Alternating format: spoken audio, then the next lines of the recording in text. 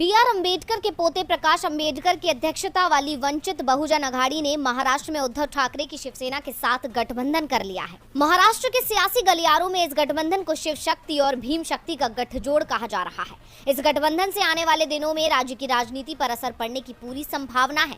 2023 में बीएमसी के चुनाव और 2024 में लोकसभा और महाराष्ट्र विधानसभा चुनाव सहित आने वाले दूसरे चुनावों पर असर पड़ने के अलावा ठाकरे अम्बेडकर गठबंधन अगर कामयाब रहा तो चुनावी राजनीति से परे जाकर ये गठबंधन फिर शिवसेना को मजबूत कर देगा।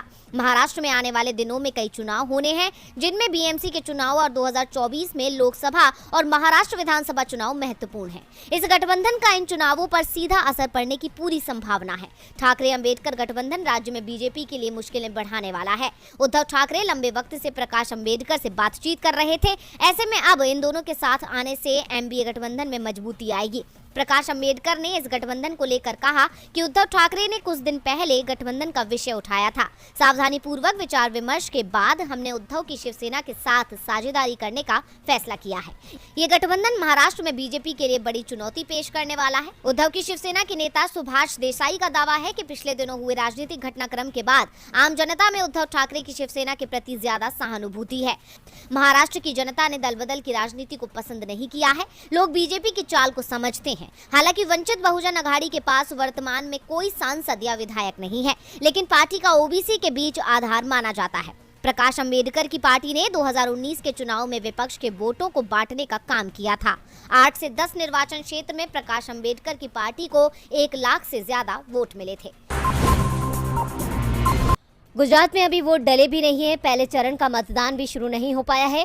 उससे पहले टीवी चैनलों पर ओपिनियन पोल दिखाए जा रहे हैं और इसमें सत्ताधारी बीजेपी को ही जीतता हुआ बताया जा रहा है।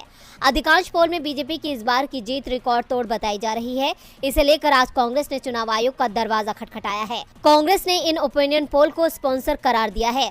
कांग्रेस सांसद विवेक तनखा ने कहा कि हमने चुनाव आयोग से कहा कि लोकतंत्र में सभी को समान अवसर मिलना चाहिए, लेकिन गुजरात में ऐसा नहीं हो रहा।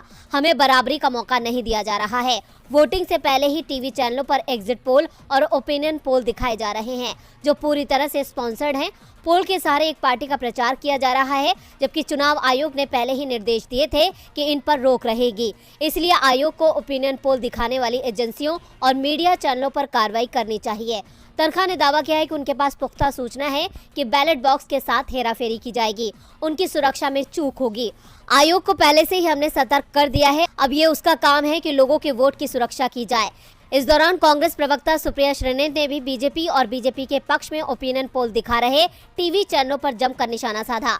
कांग्रेस ने कहा कि हमारे प्रचारक को रोका जा रहा है। बात बात पर हवाई स्पेस को बंद कर दिया जाता है। ऐसे सत्ताधारी दल के साथ नहीं हो रहा है, सिर्फ विपक्ष ही निशाने पर लिया जा रहा है। कांग्रेस सांसद तनखा ने चुनावी बॉन्ड पर भी निशाना साधा और दावा किया कि इन बॉन्ड का उपयोग सिर्फ सत्ताधारी दल को चंदा देने के लिए हो रहा है। जब ये स्कीम आई है तभी के आंकड़े बता रहे हैं कि बॉन्ड से चंदा देने के मामले में सत्ताधारी पार्टी को फायदा मिल रहा है। इसे बंद किया जाना चाहिए।